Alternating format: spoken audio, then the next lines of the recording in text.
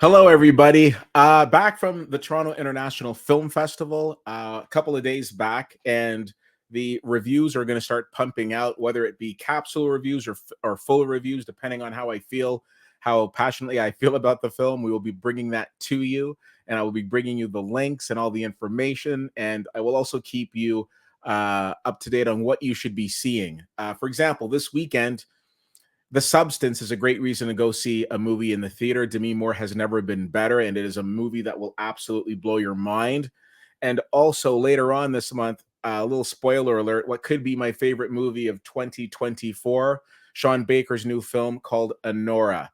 But we're not here to talk about movies. I was asked earlier this week, well, not talk about movies directly. I was asked earlier this week, hey, Keith, you just got back from TIFF. Did you see any celebrities? That's a fair question. I've gone to the film festival multiple times. I've seen celebrities multiple times. I've been in the presence of celebrities multiple times. And not to say that it's not exciting. It's not the be all end all for me. And I don't mean that in a mean way. I mean, listen, after you meet your celebrity crush and you've been able to make her blush multiple times, looking at you, Jessica Chastain, it's kind of all downhill from there. Um, I've had phenomenal moments at TIFF. I had the chance of interviewing Eddie Murphy on the red carpet. I was in the presence of Denzel Washington about a week and a half ago. And that sounds funny, like the presence of Denzel. To me, the man's Hollywood royalty, and I just love the man to death. So to me, that was a big deal. It was a lot of the times you go and there's a Q&A after, and I might leave. When Denzel speaks and you're in the room, you stop and you listen. But to answer the question specifically, somebody said, well, did you see stars? And I knew what they meant, but I answered it a little differently. And maybe it's because we've got a birthday a couple of days away, and of, thinking about my life over the last couple of years and how I'm starting to see, well, not starting to see, but continuing to see things a lot differently. And I said to her, I did, but not in the way that you meant. And she's like, well, what do you mean? I said, well, the people that I come across at the film festival that I tend to only see at the film festival, those are my all-stars. Those are the people, those are the celebrities that I get excited about seeing, because they're really cool people and we always have great conversations and great interactions. And even though I might only see them during TIFF, those are the people that I look forward to. Like the celebrities, you see them and that's all well and good. But there are four people that I wanted to highlight. Now, I want to be clear. These four people, the one thing that they have in common is that I tend to only see them during the film festival. Like we might FaceTime or conversate throughout the year, but when it comes down to that first couple of weeks in Toronto, they're on my bucket list of people that I hope to see, just because I think they're amazing people and I've seen them all over the course of several years. We're going to start off with Melissa. She is what I would like to call red carpet royalty.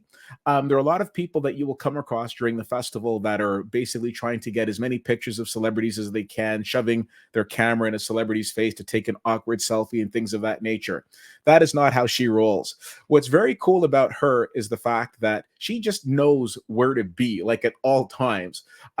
There was a picture floating around from this past year's film festival of Paul Rudd taking a selfie with somebody, and the somebody that he's taking the picture with is her.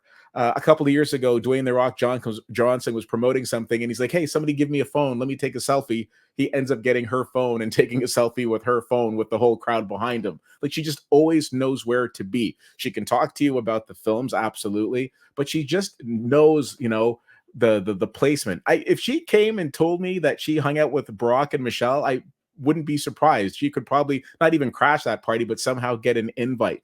But I love her passion for TIFF. She's a member, so she goes to tons of the different events that TIFF puts on. So she's always a great person to talk to about film. But again, her celebrity placement is ridiculous, and so kudos to her. And as we drift off into the other three people, I will put their socials up so you can follow them and check them out. Next up is Nadia. Met Nadia at TIFF several years ago, where you tend to meet people at TIFF, which was standing in line waiting for a film. We just got to talking, and that was that.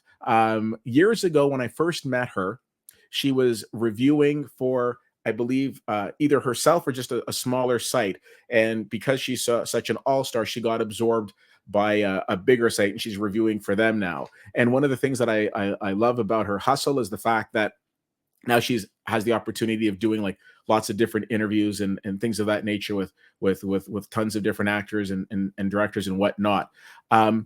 when I got into reviewing, I remember clearly that I would say to people and I would ask, like, in regards to contacts and things of that nature. And the people that I would talk to would all of a sudden lose the power of speech because they didn't want to help and they didn't want to assist, even though they wanted things from me. They didn't want to reciprocate. She is not like that, which is another reason why she's reached like the adoration level. So I love the fact that we can have conversations about what we're doing, but I also love the fact that we can have open conversations about how we feel about films. And even though you might not know it by this picture, she's short in stature, but her knowledge and her passion for film is larger than life. So anytime it's time to check into TIFF, I am always thrilled to see her. Now we are going to go south of the border, all the way down to our first of two California residents. This is Derrick. Some of you might remember Derrick from earlier this year. We did some Oscar podcasts together. We did a prediction, and then we did a live reaction after. He writes for a site called NerdBot, and again, I'll put these links up after. This was his second Toronto International Film Festival, and I just love his passion for film. I'll be clear, we don't always like see eye to eye on films, but that is probably one of the best things because it fosters some solid conversation because we're open-minded to hear the different points of view coming from each other. But I see a lot of myself in him, and I don't mean that in a condescending way. You're looking and you're saying, but Keith, he has hair. I get that. It's the fact that he's got this uninterrupted passion about film. He loves talking about it. He loves going and watching it, dissecting it, and he wants to take in as many movies as humanly possible. I'm telling you, he's like me with hair. But absolutely love this guy, and I look forward to more and more conversations with him. Which brings us to last and certainly not least, I have to tell you, there should be a big heart around this human being. This is Riki. Now, let me tell you, I met Riki again years ago at TIFF in line, and she hasn't been able to get rid of me since. She has a ridiculously huge heart. She runs a film, or she's part of a film festival. Let's just say what it is. She runs a film festival out in California, the Newport Beach Film Festival. People who work there might, say, wait a minute, I don't know if she runs it. Well, she runs it. She does everything. But more aside from that, she is one of the kindest people that you can come across. And I love the fact that our relationship just isn't, talking about movies and TIFF. Last year, so what, 2020, was it 2023? I was in California for a couple of days for WrestleMania, and she was about an hour away ish or so from where I was. And I had some time. She drove up. We hung out for the day, which was great because I literally felt like I was hanging out with the governor because she's so like connected. And she's always like willing to give time. We live in a world where everybody likes to go on about how busy they are, but I've also learned that you make time for the things in your life that are important. So she's somebody that's always made time for me. I love the conversations that we have. I love the of course her passion for film, but more so than that, I just adore her as a human being, and I am better for knowing her. So that is my introduction to you of my TIFF All-Stars. So when people come to me and they say, "Hey Keith, did you see any celebrities at TIFF?" My answer is yes. It just might not be the answer people are expecting. Like I said, I'm in a point in my life right now where what's important to me is the human connections and the connections that I make with people. And these are four people that I absolutely love seeing. Unfortunately, it tends to only be once a year. Well, that just makes me treasure it more. Like I said, I will be coming to you with a lot of reviews over the next little while. But again, two movies that I need to single out: The Substance and Denora. I will post socials for the four wonderful people we just talked about. And until next time, take care.